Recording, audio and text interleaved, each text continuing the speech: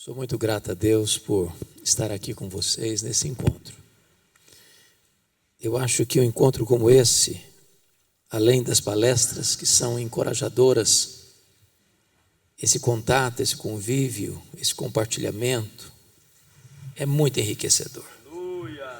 Eu espero que todos nós saiamos aqui encorajados, Amém. Despertados, reavivados pelo poder do Espírito Santo. Irmãos, eu quero partilhar com vocês o texto de 2 Timóteo, capítulo 4, e eu peço que você abra, por favor.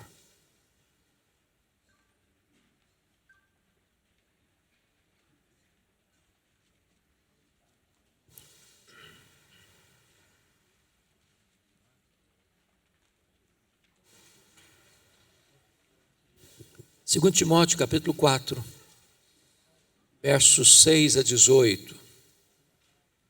Amém.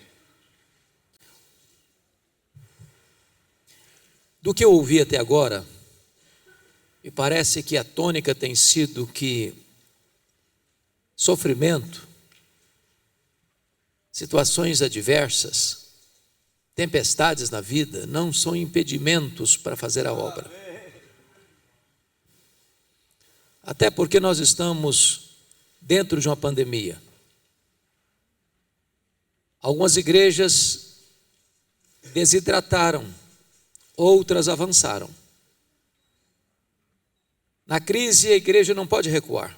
Amém. Na crise é que se conhece o líder. Os grandes líderes surgiram em tempos de crise. Não é por acaso que você está aqui. Deus nos trouxe para cá.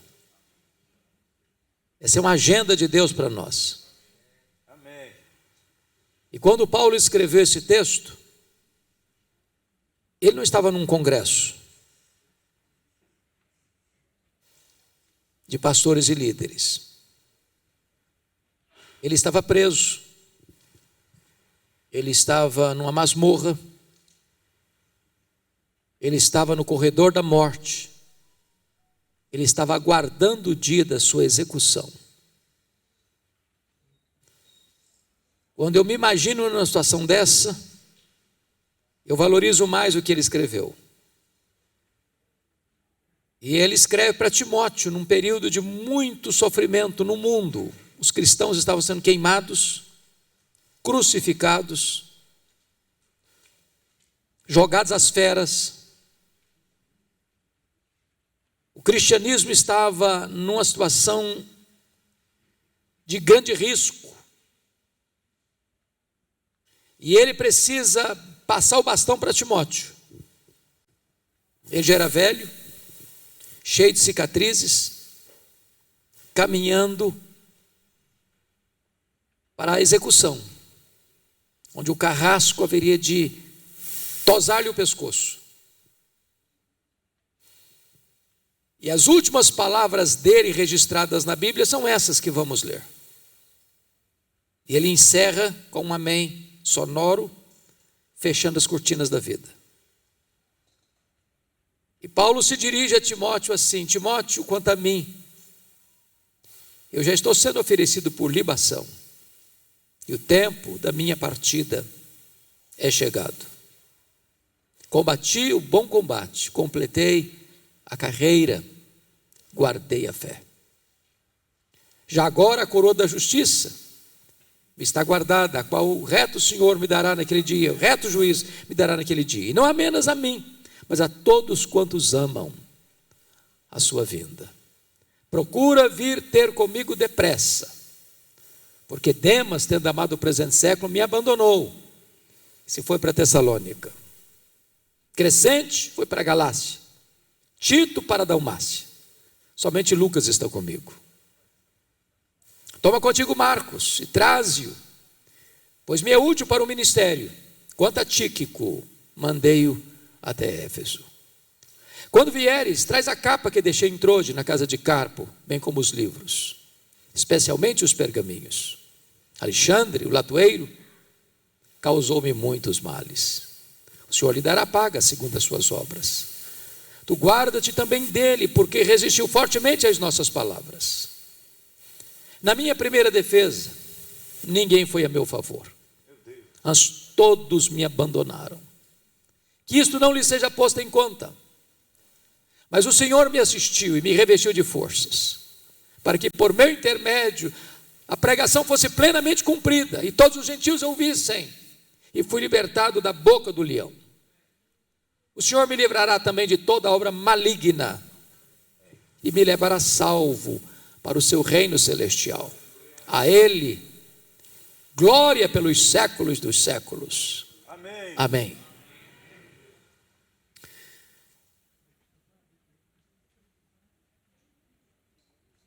Depois que Júlio César Augusto, Tibério César,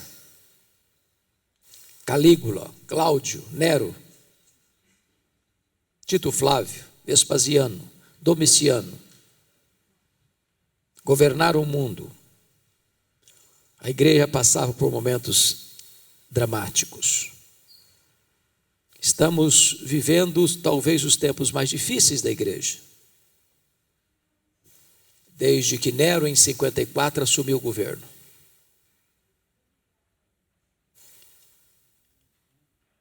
Em 64, uma tragédia acontece. A cidade de Roma é incendiada. E a perseguição é crudelíssima, amarga, doída. E a Bíblia então registra 2 prisões de Paulo em Roma. A primeira delas nos anos 61, 62. A segunda delas nos anos 66, 67. Na primeira prisão, quem estava por trás, orquestrando contra Paulo, eram os seus irmãos, eram os judeus, a quem ele amava. E chegou a dizer que ele preferia ser um anátema para que eles fossem salvos. E essas pessoas a quem ele amava o perseguiram sem pausas e foram o motivo da sua primeira prisão em Roma. Mas quem estava por trás da segunda prisão não era mais os seus irmãos, era a pesada máquina do Império Romano. Na primeira prisão, Paulo foi preso com certas regalias, uma espécie de prisão domiciliar, numa casa alugada, embora algemado. Na segunda prisão, ele foi jogado numa masmorra, úmida, fria, insalubre, de onde as pessoas saíam leprosas ou para o martírio. Na primeira prisão, Paulo orou para sair, pediu oração para sair, e de fato saiu. Na segunda prisão, ele não pediu oração para sair, nem mesmo orou para sair, porque ele, ao sair, saiu para ser degolado. Na primeira prisão, Paulo foi preso como um apóstolo, como um pregador do evangelho. Na segunda prisão, Paulo foi preso como um criminoso, como um malfeitor, considerado um bandido, líder dos incendiários de Roma. Talvez você pergunte o que levou Paulo a ser preso pela segunda vez. O que ocorreu é que no dia 17 de julho do ano 64,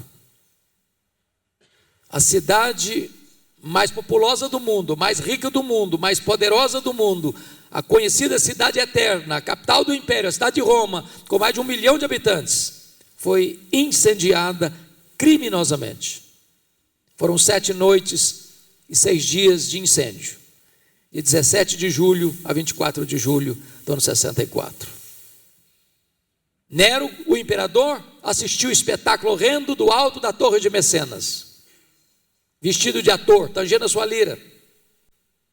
E quando o incêndio acabou, a cidade de Roma estava devastada.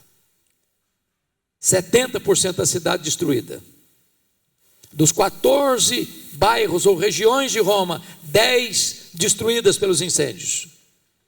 E os 4 bairros restantes, densamente povoados por judeus e cristãos, dão a Nero um álibi para botar a culpa do incêndio de Roma nos cristãos e começa um verdadeiro massacre sobre a igreja. Os historiadores afirmam que faltou madeira para fazer cruz tamanha quantidade de crentes crucificados em Roma. Quando não tinha mais madeira, os crentes eram amarrados nos postes, cobertos de piche e queimados vivos, para iluminar as noites de Roma. Vale destacar que a essas alturas, Paulo, sendo o maior líder do cristianismo no Ocidente, começa a ser procurado, caçado, como líder dos incendiários. E então, bota uma mão em Paulo, talvez em Trode, na casa de Carpo. Não deu prazo para pegar a sua capa, não deu prazo para pegar seus livros, não deu prazo para pegar suas cópias da Bíblia, os pergaminhos.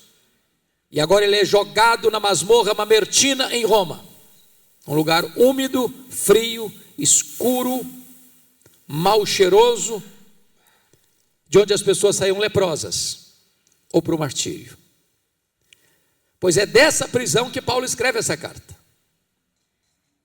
E antes de entrarmos na exposição do texto, é muito importante entender que reverberação teve esse acontecimento na alma de Paulo. O que aconteceu? Como é que ele descreve isso? E eu queria que você olhasse comigo capítulo 2, versículo 9, por gentileza. E ele escreve para Timóteo para dizer o seguinte: Timóteo, por causa do evangelho, eu estou sofrendo até algemas como malfeitor. Só queria que você pensasse comigo nos fake news da época. Os comentários de esquina, de rua. As pessoas dizendo umas para as outras assim: está sabendo da última? Como assim? Aquele pregador famoso, aquele apóstolo que plantava igrejas, que orava pelas pessoas, eram curadas, está preso, é um bandido, é um criminoso, é um malfeitor, estava por trás do incêndio de Roma. O que está acontecendo aqui, irmãos, é a coisa mais dolorosa para um homem de Deus, é ver seu nome sendo manchado, ver a sua honra sendo maculada, ver a sua história ser desconstruída,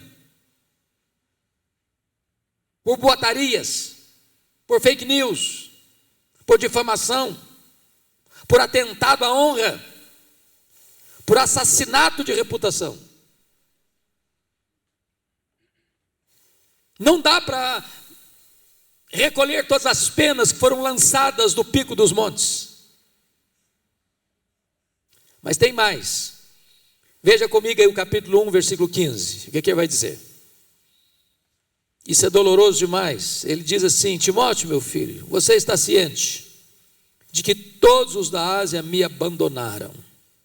Preste atenção na ênfase. Não alguns, não a maioria, mas todos os da Ásia. Quem são esses? São seus filhos na fé. São os membros das igrejas que ele plantou, direta ou indiretamente, em Éfeso, Esmirna, Pérgamo, Tiatira, Sardes, Filadélfia, Laodiceia, Colossos e Hierápolis. Gente que conhecia Paulo, gente que sabia da integridade de Paulo, mas em virtude da perseguição que está vindo sobre a igreja, se acovardaram, se intimidaram, não tiveram cara de leão,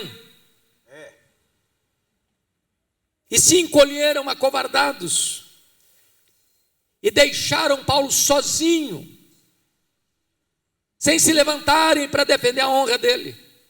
Todos me abandonaram, diz Paulo. Pense comigo no estrago emocional que isso produz. Mas tem mais, olha capítulo 1, versículo 8. Ele diz para Timóteo assim: eu acho que nada mexeu mais com Paulo do que isso aqui. Ele diz assim: Timóteo, meu filho, não te envergonhes, portanto, do testemunho de nosso Senhor, nem do seu encarcerado, que sou eu. Quem era Timóteo? O mais próximo colaborador de Paulo, o mais íntimo amigo dele, com quem ele abriu o coração. Timóteo estava com vergonha de Paulo, constrangido, cheio de dedos, acovardado, sem ter coragem de dizer: não, esse homem eu conheço, Esse homem não é um bandido, esse homem não é um malfeitor, esse homem não é um criminoso. O que estão falando dele não é verdade. Timóteo ficou com vergonha.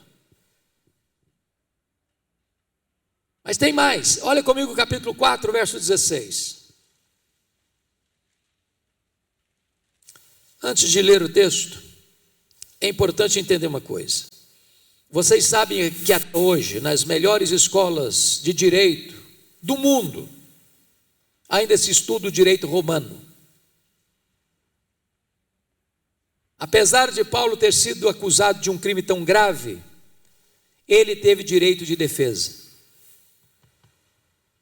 Marcaram a primeira audiência, uma primeira defesa, onde ele deveria apresentar suas testemunhas. Eu imagino que Paulo vai para lá, para essa audiência, com a expectativa de que vai ter muita gente lá, que o conhece, que o ama, para defendê-lo. Quando ele chega na audiência, ele diz no verso 16 assim: na minha primeira defesa, ninguém foi a meu favor, antes todos me abandonaram, que isso não lhe seja posto em conta. Aqui é o problema da ingratidão. Você já imaginou como é que ele fica? Sendo inocente, não consegue apresentar uma testemunha sequer, ninguém comparece. Mas não foi porque o trânsito de Roma estava congestionado, não, foi deliberado. Todos me abandonaram, não alguns, não a maioria, todos. Resultado, capítulo 4, verso 6, ele sai da audiência, julgado à revelia de qualquer testemunha a seu favor, culpado de pena de morte. Ele é sentenciado à pena de morte. Por ser um cidadão romano, ele recebeu uma pena de morte rápida, não como Pedro, que era um cidadão comum e foi crucificado. A pergunta que eu faço agora para entrar no texto é esta: o que um homem, um líder, numa circunstância desta, tem para dizer para você e para mim hoje, 15 de setembro de 2021, no meio de uma pandemia, para encorajar o nosso coração? Se você está reclamando da situação, da realidade que você está vivendo, da sua cidade, do seu bairro, da sua igreja, da sua família, da sua parentela, da sua vida financeira, da sua saúde, pense em Paulo. O que um homem nessa circunstância tem para dizer para você e para mim hoje, nesta noite? E eu quero então repartir com vocês 7 princípios para encorajar o nosso coração. E o primeiro princípio, irmãos, está aí no versículo 9, confira comigo. Paulo diz assim para Timóteo: Timóteo, procura vir ter comigo depressa.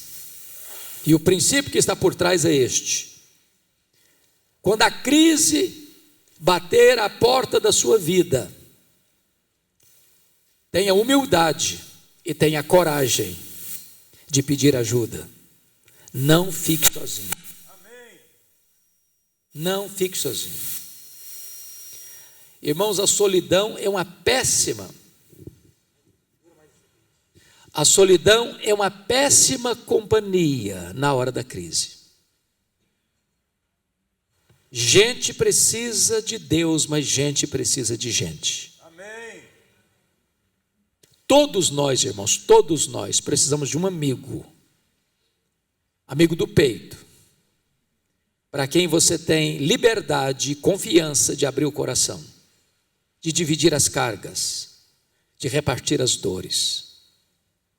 Porque amigo é aquele que confronta você em particular e defende você em público. Amém. Amigo é aquele que chega quando os outros já foram embora.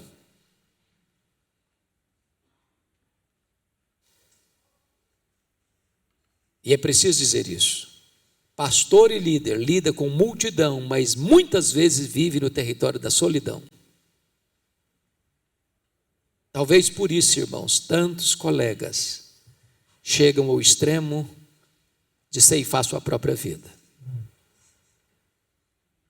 Todos nós precisamos de um amigo. Quem é o seu amigo? Com quem você abre o coração? Com quem você divide as suas dores? Com quem você reparte as suas cargas?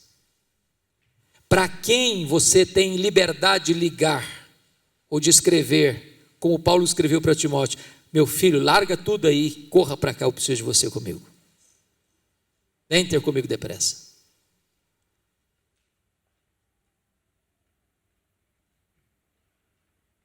Eu não estou dizendo que você deva abrir o coração para todo mundo. Infelizmente, nem todas as pessoas estão preparadas ou são leais a ponto de ouvir uma confissão sua e não puxar o seu tapete e não expor você ao ridículo. Mas você precisa de alguém para abrir seu coração.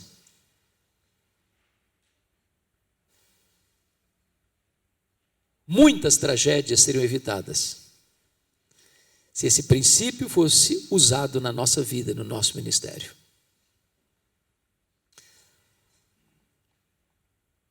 Pastor Jeremias é testemunha disso. Nós nos encontramos com certa frequência, por causa do Sala de Prosa, sobretudo ultimamente, e muitas vezes é um tempo gostoso de abrir o coração, de pedir ajuda, de orar um pelo outro, de encontrar um bálsamo, de encontrar uma palavra boa para encorajar o coração. Segunda coisa, segundo princípio, irmãos, vejam comigo, está aí no versículo 10. Porque Demas, tendo amado o presente século, me abandonou. E o princípio é este: quando as pessoas decepcionarem você, não faça registro de mágoas, não arquive memórias amargas, reminiscências amargas. Põe o pé na estrada e continue caminhando. O que eu vou lhes dizer não é uma mera possibilidade, é um fato. As pessoas nos decepcionam e nós decepcionamos as pessoas. Isso não é se, é quando. Até porque nós não somos uma pessoa perfeita. Nós não viemos de uma família perfeita. Nós não temos um ministério perfeito e nem frequentamos uma igreja perfeita.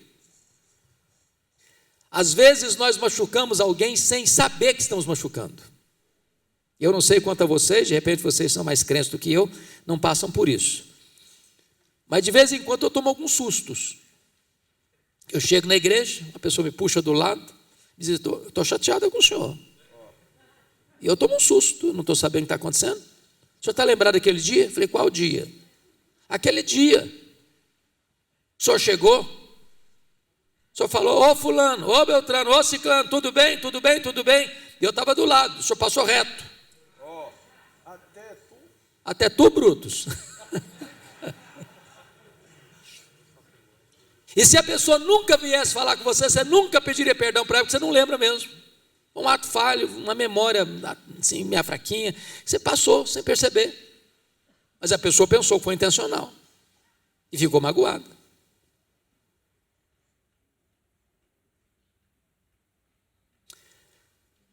Se você fizer arquivos de mágoas, eu vou lhe dizer uma coisa: você vai perder a alegria, você vai perder a saúde, você vai perder o sono, você vai perder o apetite, você vai perder o foco.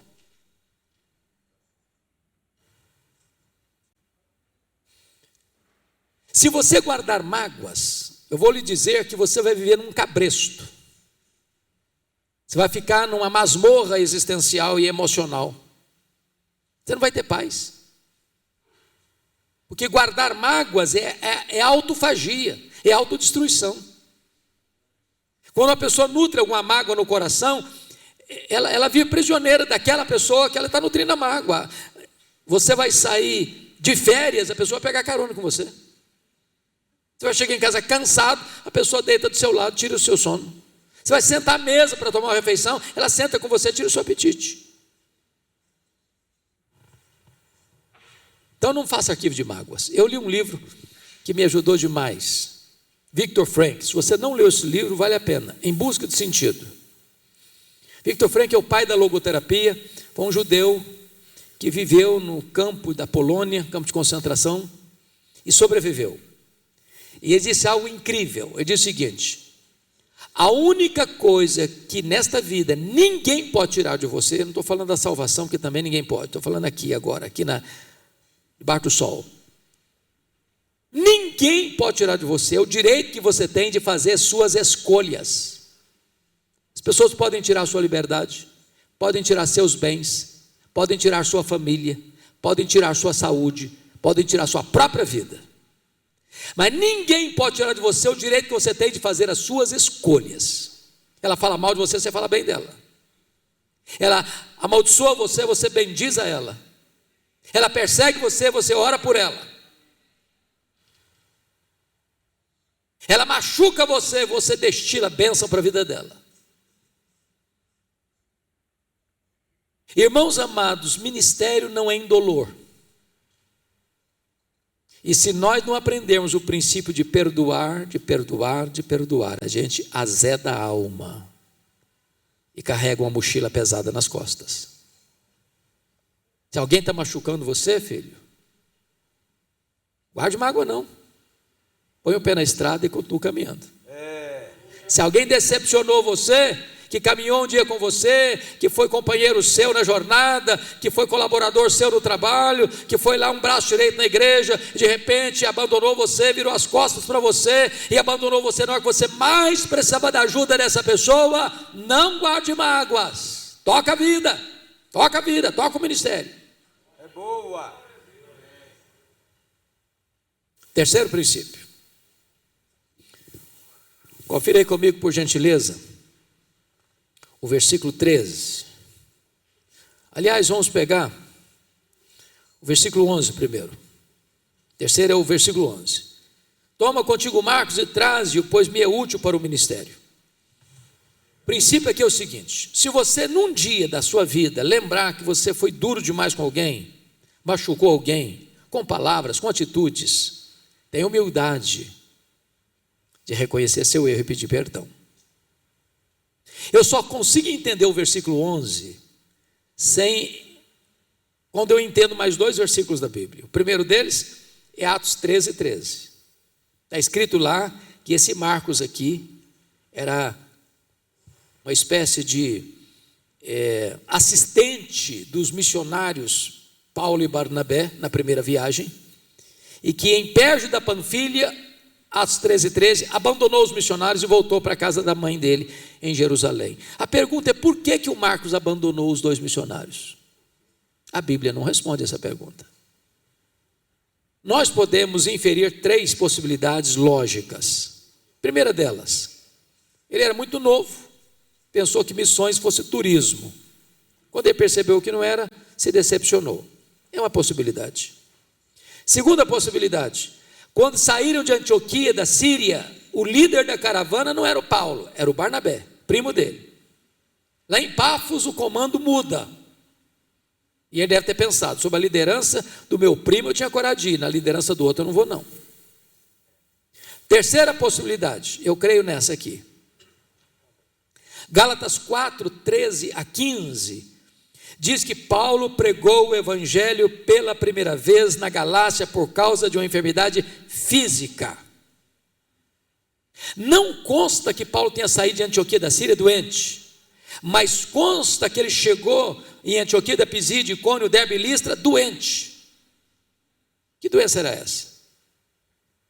Muito provavelmente o que ele se referiu em 2 Coríntios 12, 7, o espinho na carne. Foi ele posto em espinho na carne, mensageiro de Satanás, para lhe esbofetear, a fim de que ele não se ensoberbecesse. É claro que o espinho na carne tem muitas ideias, né? Calvino pensava que eram as angústias da alma dele, Lutero pensava que eram as perseguições que ele sofreu. Outros achavam que, porque Paulo era solteiro, e lidar com as tensões da alma de um homem solteiro com tantas coisas. Outro achava que ele tinha um problema de epilepsia ou de gagueira. Eu, particularmente, não posso fechar a questão com isso, mas penso que ele está se referindo à mesma coisa de Gálatas 4, 13 a 15 e 2 Coríntios 12, 7. Era uma enfermidade física. De que procedência? Divina ou maligna? Divina. O que sabemos? Por causa do propósito, para que ele não se ensoberbecesse. E por que Satanás batia na cara dele, dava bofetada na cara dele com esse espinho? Esse é o papel de Satanás. Quando a providência é carrancuda, e às vezes ele chega e está vendo aí, você não é pastor? Você não é líder? Você não está fazendo a obra de Deus? Está passando essa magrela aí? Se Deus amasse você mesmo, Ele livrava você dessa. Então, os estudiosos dizem que Paulo deve ter contraído uma malária aqui nessa região, porque era uma região alagadiça, perto da Panfilha. E esse jovem João Marcos, a malária dava uma dor de cabeça alucinante, afetando inclusive a visão. É por isso que os Gálatas lá falaram que, se possível, teriam arrancado os próprios olhos para dá-los a Paulo. Ele deve ter pensado assim: eu estou muito novo para ficar doente, vou voltar para casa da minha mãe. Agora, o segundo texto que eu tenho que entender é Atos 15, 36 a 41, porque depois do concílio de Jerusalém, quando o problema doutrinário da igreja foi tratado e resolvido, Paulo chega para Barnabé, em Atos 15, 36, e diz assim: ô Barnabé, vamos voltar? Vamos citar as igrejas que nós plantamos? Vamos fortalecer aqueles irmãos? Barnabé disse: vamos sim, Paulo, mas um detalhe, estou com vontade de levar o meu primo de novo, o Marcos. Paulo respondeu assim: eu não acho justo levarmos aquele que nos abandonou desde perto da Panfilha. É claro que Lucas relata isso num tom polido, mas não foi assim que aconteceu, não.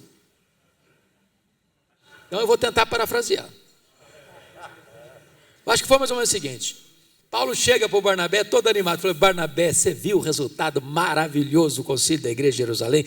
Decisão firme, decisão clara, decisão escrita, decisão comunicada. Agora o caminho está aberto, Barnabé, agora nós vamos lá, vamos visitar aquelas igrejas. Vamos sim, Paulo, todo meio animado. Ô Paulo, deixa eu te falar, você está lembrado do meu primo? Claro, né, Barnabé, que eu estou lembrado do seu primo. Você acredita que quer ir com a gente? E eu estou animado em levá-lo. Você está de brincadeira, né, Barnabé? Ah, não, comigo esse rapaz não vai não. O Paulo, ele melhorou, ele está mais maduro, não vai comigo de jeito nenhum. Mas Paulo, para um pouquinho, você está sendo radical, Paulo, que isso? Vão dar uma chance para o menino. Comigo ele não vai não, Barnabé. Paulo, mas você está sendo intolerante, vão dar uma chance para o rapaz. Comigo ele não vai, Barnabé. Diz a Bíblia que houve tal desavença entre Paulo e Barnabé por causa desse menino, o Marcos, que os dois não caminharam juntos mais. Agora deixa eu te fazer uma pergunta. Você já foi persona não grata? Alguém já disse assim para você: ó, você não serve não, filho. Ah não, comigo não dá não. Não dá para caminhar com você, acho que você não tem jeito para o negócio. Se não tivesse um Barnabé na vida do Marcos, como é que seria a vida dele, hein? Glória a Deus pelos Barnabé. Louvado seja Deus, o Barnabé pegou esse Marcos, levou para Chipre, investiu nele. Mais tarde Pedro discipulou esse Marcos. Amém. Esse Marcos foi o primeiro evangelista a escrever. O primeiro evangelho não foi Mateus, foi Marcos. Agora Paulo está no final da vida, no corredor da morte, fazendo uma faxina na sua alma, lembrou do Marcos. E diz assim: ô Timóteo, meu filho, quando você vier, traz o Marcos aí com você. Ele me é útil para o ministério. Sabe o que Paulo está dizendo?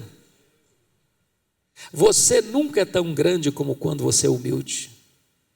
Você não perde a sua autoridade pastoral por reconhecer um erro e pedir perdão. Você não tem o direito de seguir no ministério deixando gente ferida para trás. Meu Deus. Você não pode machucar pessoas e tocar o ministério. Você tem que construir pontes onde um dia você cavou abismos. Você tem que ter coragem para pedir perdão e retomar o relacionamento machucado lá atrás. Isso é um princípio tão importante. Quarto princípio. Veja o versículo 13 comigo. Quando você vier, meu filho, traz a capa que deixei em Trode, a casa de Carpo, bem como os livros, especialmente os pergaminhos. Você sabe que os pergaminhos eram as cópias das Escrituras. Então o princípio que eu quero colocar é esse: por pior que seja a situação que você esteja vivendo, nunca perca o entusiasmo, nunca desista da alegria, do prazer, do privilégio de estudar a palavra de Deus. Amém. Irmãos, Paulo está morrendo, Paulo está no corredor da morte, Paulo está numa morte escura, e ele está querendo estudar mais. Tem gente que vive a vida inteira e não estuda nada. Deixa eu lhe dizer algo: se você é um pastor e não gosta de ler, eu acho que tem coisa errada aí. Acho que você confundiu sua vocação. Porque você não pode dar o que você não tem. Quem cessa de aprender, cessa de ensinar. Irmãos amados, as nossas ovelhas podem ser até analfabetas, mas tolas elas não são. Qualquer ovelha sabe se o pastor se preparou para pregar ou se ele não se preparou para pregar. Então, meu amado, em nome de Jesus, compre livros, estude. Eu já passei no ministério 8 anos sem poder comprar uma camisa, mas eu nunca passei um mês sem comprar livro. Eu fui um seminarista pobre. Sabe o que é pobre? O Jeremias conviveu conosco um ano. Na nossa geração todo mundo era pobre, seminarista era tudo duro. O Jonas tinha uma graninha melhor, né? Pensa num grupo duro, que se tinha que ir à cidade, não tinha dinheiro para pagar um ônibus, não, circular, não ia a pé. Tinha uma pizzaria perto do seminário, a 500 metros do seminário. Eu passei 4 anos lá. Falei, um dia eu chego aqui. Eu cheguei mesmo, no culto de formatura, a festa da turma foi lá. E não éramos complexados não, hein? Nenhum complexo. Agora eu saí com uma boa biblioteca de seminário. Cada moeda que caía era para o livro. Tem que ler, varão. Tem que amar a palavra. Tem que estudar a palavra. Tem que ser obreiro aprovado que maneja bem a palavra. Tem que entrar naquilo que Paulo diz, se afadigar na palavra. Porque tem gente até hoje que pensa que não, o pastor Jeremias tem mais de 40 anos de ministério, não precisa preparar sermão mais não, tem muito sermão. Pergunta para ele se você prepara sermão. Pergunta para ele quantas horas ele gasta para preparar um sermão. Eu estou com 39 anos de ministério, eu gasto pelo menos 8 horas para preparar um sermão. 8 horas. As madrugadas. Às vezes o corpo está latejando de cansaço. Você tem que estudar, você tem que estudar, você tem que estudar, porque você tem compromisso para dar pão para o povo. Então, meu amado, peça a Deus, para Deus reavivar no seu coração o prazer de estudar a Bíblia, o prazer de estudar a palavra, o prazer de mergulhar nas Escrituras, não ficar no raso, não ficar na superfície, aprofundar um pouco mais, estudar um pouco mais, conhecer um pouco mais, aprender um pouco mais, para ensinar um pouco mais o povo de Deus. Quinto princípio. Olha comigo, por favor. Versículo 14. Alexandre o latoeiro causou-me muitos males. O Senhor lhe dará paga segundo as suas obras. Tu guarda-te também dele, porque resistiu fortemente às nossas palavras. O princípio aqui é o seguinte: quando alguém deliberadamente fizer o mal contra você, tome a decisão de perdoar e não dar o troco. Entregue essa causa para Deus. Pastor não faz inimigo, mas tem inimigo. E aqui tem um ponto, irmãos, da mais alta importância. O que é que você faz quando alguém puxa o seu tapete? Fala mal de você. Espalha boataria a seu respeito. Qual a sua reação? Pastor não dá o troco, né, irmãos? Pastor é crente, né? Talvez você diga, eu não faço não, fulano, mas um dia a sua hora vai chegar. A sua hora vai chegar. Você não faz oração imprecatória assim audível porque você fica com vergonha, mas lá no coração, eu falo, Senhor, Apressa o dia de chegar a hora desse cara. E quando a hora do cara chega, aí você canta com alegria aquela música: a minha vitória tem sabor de mel, a minha vitória tem sabor de mel.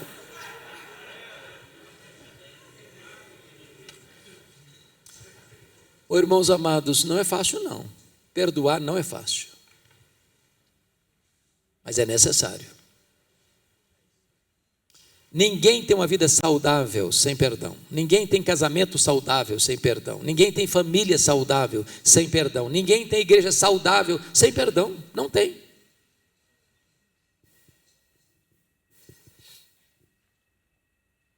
Como é que está o seu coração? Está precisando de resolver algumas coisas nessa área?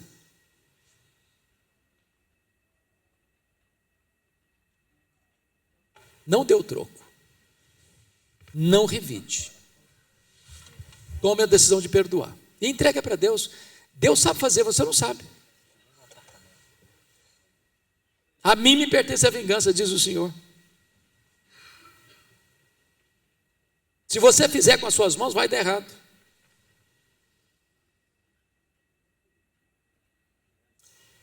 Sexto princípio. Aliás, é o sexto, né? Sexto.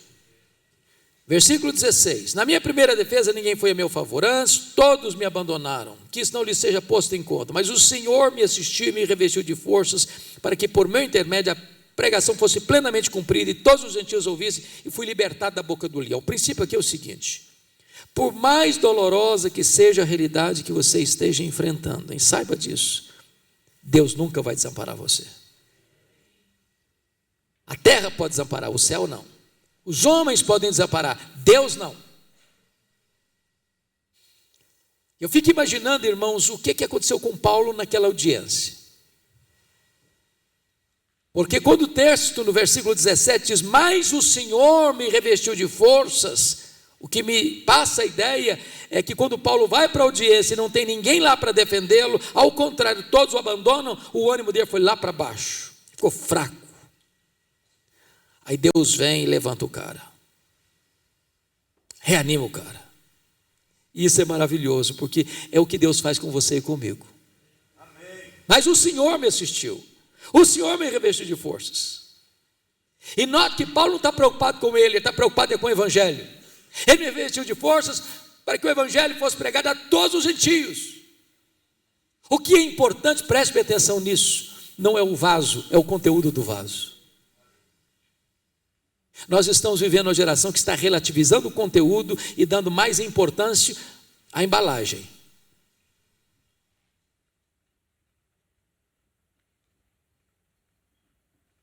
O vaso é frágil,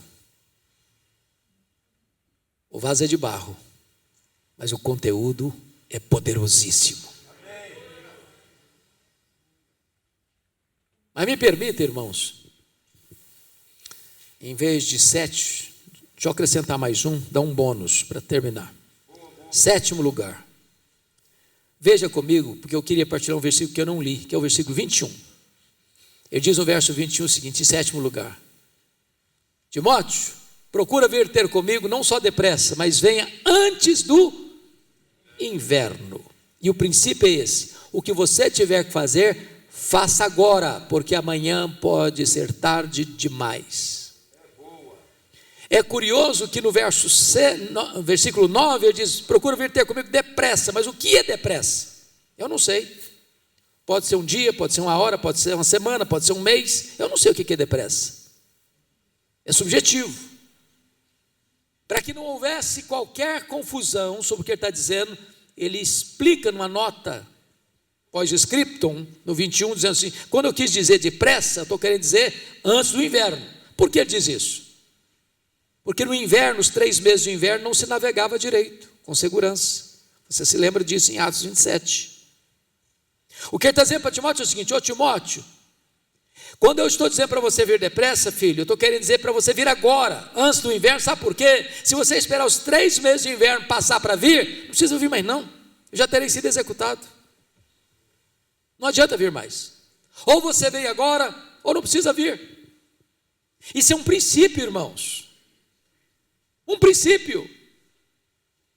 Eu não sei se vocês têm a mesma coisa aqui. Às vezes você está num culto, por exemplo, o pastor está falando de oferta, ou você está dirigindo seu carro, ou você está no... Sabe aqueles insights que vem na sua cabeça, de você ajudar uma pessoa, de você dar uma oferta para uma pessoa, de você fazer uma visita, de você dar uma palavra para alguém, de você fazer um telefone. Isso acontece com vocês também?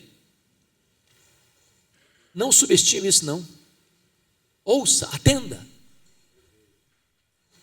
Me permita contar algo para vocês da minha experiência pessoal pastoral. Ao longo do meu ministério, uma coisa para mim era prioridade número 1. Quando uma ovelha ia para o hospital e me informavam, aquilo virava prioridade número 1. Era na hora. Na hora. Há poucos dias um colega me partilhou isso, uma ovelha me partilhou isso. Ligou para o pastor: ô pastor, só podia fazer uma visita para o meu avô? O pastor respondeu assim: não posso hoje não, filho, amanhã eu vou lá vê-lo. A ovelha disse: pastor, mas ele está muito mal, o senhor podia ir lá, ele estava precisando que o senhor orasse por ele, está angustiado, aflito. Mas hoje eu não vou não, filho, amanhã eu te ligo e vou. Aí no outro dia o pastor ligou para a ovelha: qual o quarto que está seu avô? Estou indo lá visitá-lo. Ô pastor, não precisa não, meu vovô faleceu essa noite. Você já imaginou o que é isso? Tem coisas que ou você faz agora ou você não vai fazer mais. É aquele telefonema, é aquela mensagem, é aquela visita, é aquele socorro, é aquela ajuda, é aquela oferta. Me permita ilustrar isso de uma maneira muito simplória. Na cultura brasileira, 2 coisas me chocam. A primeira delas são os nossos funerais, no que tange a elogios. Eu nunca vi ninguém receber mais elogio do que defunto. Nunca vi. É uma rasgação de seda em cima do caixão que não tem mais fim.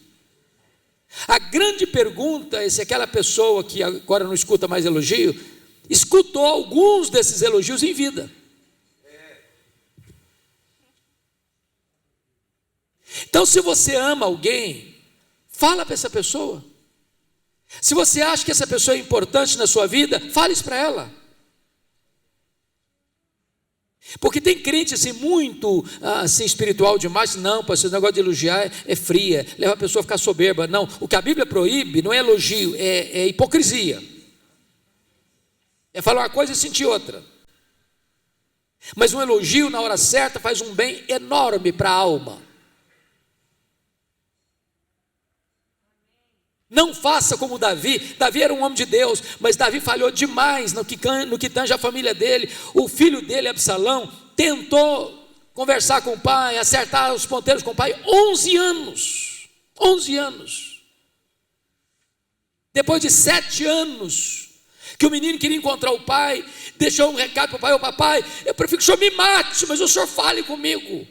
O pai recebeu o filho, deu um beijo no rosto, não deu uma palavra para o menino. Depois de 11 anos, o menino não queria conversar mais com o pai, queria matar o pai e tomar o trono do pai.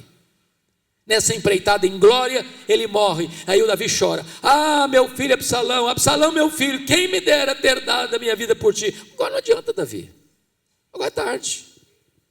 Então, se você quer abraçar o seu filho, abrace hoje. Se você quer sentar o seu filho no colo, senta hoje. Se você quer andar junto com ele, ande hoje. Faça hoje, porque amanhã pode ser tarde. Segunda coisa que me choca é que defunto recebe mais flores do que vivos. Eu fui num funeral lá em Vitória há pouco tempo e me chocou muito aquilo, porque eu contei 86 coroas de flores. 86. Contrataram um caminhão só para levar as flores. E eu fiquei do lado, olhando. Meu Deus, para que tanta flor para o defunto? O coitado não consegue cheirar um botão de rosa mais. Agora, sabe por que as pessoas mortas recebem mais flores do que as pessoas vivas? É porque a voz do remorso é mais forte do que a voz da gratidão.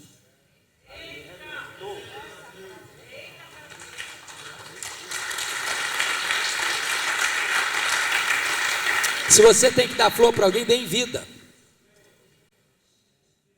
Deixa eu tirar uma casquinha agora. Eu acho que todos os maridos aqui são cavalheiros, generosos, que nunca passa o aniversário da esposa sem flores, nunca passa o aniversário de casamento sem flores. Eu sei que vocês são todos assim generosos. Agora, eu conheço Maria também, eu acho que não tem nenhum aqui, é mão de vaca, é pão duro. Nunca comprou um buquê de rosas para a esposa, nunca. Agora deixa eu dizer uma coisa para você, querida. Se você for na frente dele, pode ter certeza, no dia que você morrer vai ter uma coroa de flores. Ele não vai nem pedir desconto.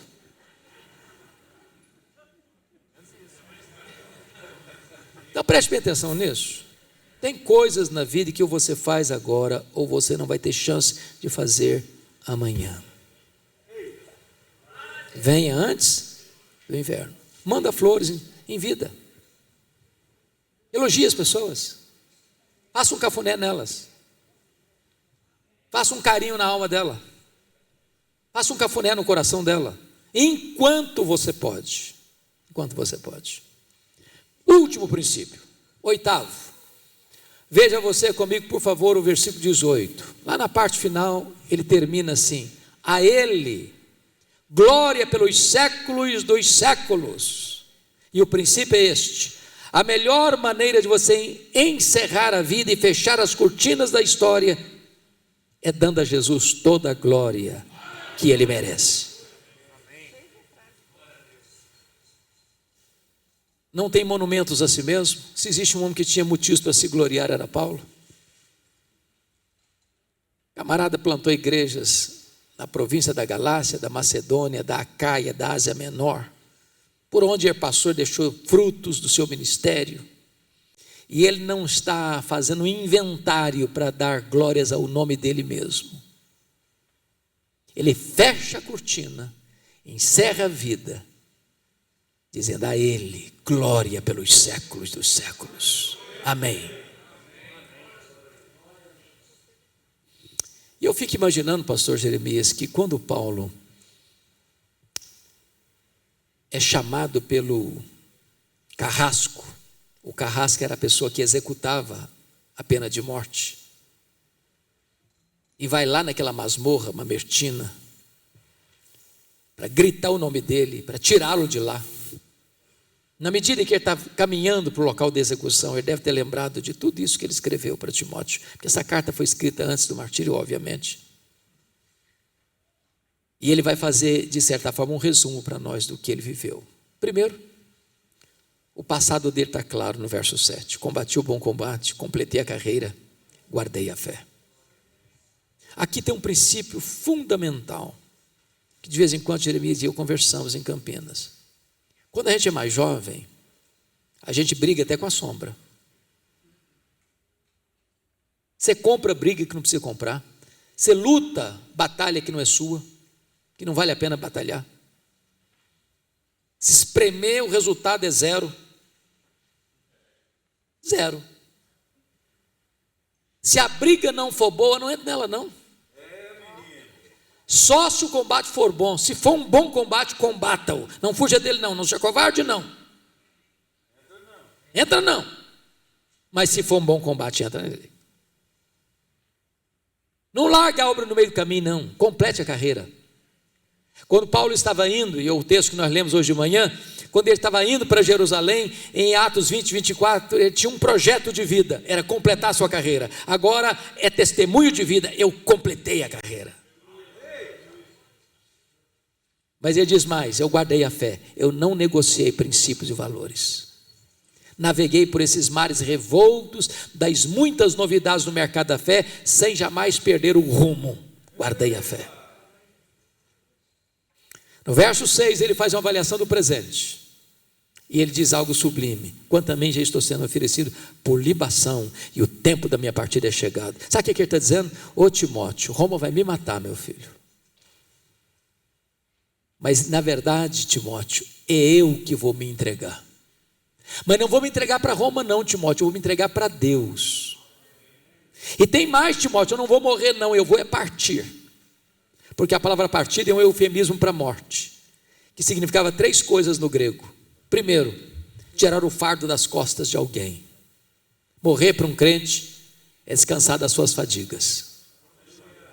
Segundo, era desatar um bote para atravessar para o outro lado do rio. Morrer para um crente é fazer a última viagem rumo à pátria celestial. Terceiro, a palavra partida no grego significava afrouxar as estacas de uma barraca, levantar acampamento e ir para sua casa permanente. Morrer para um crente é mudar de endereço, é voltar para a casa do Pai. Paulo não está com medo de morrer, porque sabe em quem tem crido e sabe para onde está indo. Mas no versículo 8 ele faz uma avaliação do futuro. Ele diz: quanto a mim, aliás, já agora a coroa da justiça me está guardada, a qual o Senhor reto juiz me dará naquele dia, e não apenas a mim, mas a todos quantos amam a sua vinda. Sabe o que ele está dizendo? Timóteo, meu filho, Nero me considerou culpado, me sentenciou à pena de morte. Mas isso não me importa não, Timóteo. O que me importa, na verdade, é que o reto juiz me declarou justificado. Não tem mais culpa, não tem mais crime. Eu estou quites com a lei de Deus, eu estou quites com a justiça de Deus. Então, Timóteo, eu não estou indo para ser degolado, na verdade eu estou indo receber a coroa da justiça. Irmãos amados, e é dessa maneira que este homem, então, fecha as cortinas. Como a última palavra é o amém sonoro do verso 18. O resto é pós-scriptum. Eu quero crer que esta última palavra foi relembrada por ele na hora que o carrasco ia executá-lo. Eu imagino a cena de um cepo, uma forquilha, e por ser o prisioneiro mais importante da época, porque acusado do crime mais grave da época, o incêndio de Roma, deram-lhe certamente a oportunidade de se pronunciar. Talvez para que ele expressasse sua angústia, sua dor de ser abandonado, ser acusado, não ter ninguém para defendê-lo. E talvez nesta hora é que Paulo tenha se lembrado que escreveu para Timóteo, afirmando para o carrasco assim: eu tenho algo a dizer. E sem qualquer discurso de autoelogio ou autodefesa, ele ergue os olhos aos céus e diz a ele, ao Senhor Jesus, glória pelos séculos dos séculos. Bota a cabeça no cepo, a espada de Roma, tosa-lhe a cabeça. Corpo para um lado, cabeça para o outro. Tomba na terra como um mártir, é recebido no céu como um príncipe.